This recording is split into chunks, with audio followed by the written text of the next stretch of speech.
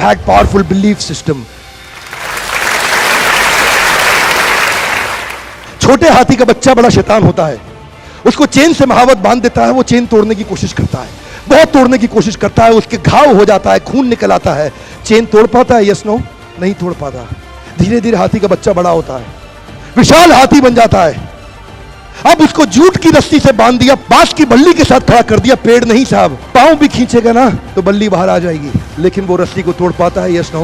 It is their belief system. आज doctor इसका इस्तेमाल कर रहे हैं, बोलते हैं भैया राम जी ये दवाई खा लो, 2 दिन में एकदम ठीक हो जाओगे, ये तुम्हारे लिए अमेरिका से मंगाई दवाई है, 2 दिन में ठीक हो जाओगे। राम सोचते हैं अच्छा ऐसा, दवाई खाते हैं, कहते हैं अब तो ठीक होने वाला हूं और 2 दिन में ठीक भी हो जाते हैं।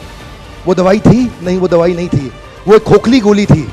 इसको बोलते हैं placebo effect. It is their belief system. ये माइंड इतना पावरफुल है ना, इस माइंड की मदद से ये आदमी, it can break you, it can make you, you can become strongly mental और you can become mentally strong. You can have a hopeless end और you can have an endless hope.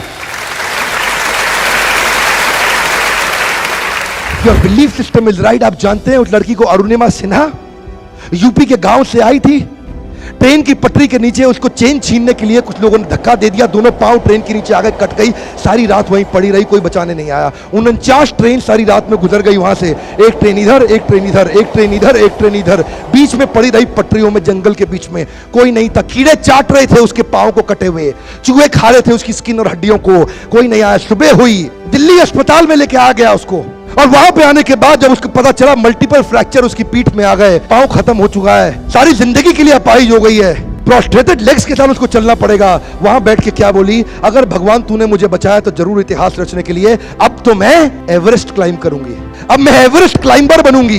बछेंद्रिय पाल के पास गई, बछेंद्रिय पाल ने क्या कहा? तूने ऐसी अवस्था में एवरेस्ट क्लाइम करने के लिए सोच लिया, तू तो एवरेस्ट क्लाइम कर चुकी है, अब तो दुनिया को तारीख पता लगना बाकी रह गया है। और जानते हैं एक एक करके न केवल उसने माउंट एवरेस्ट बल्कि 7 पीक दुनिया की पार कर ली।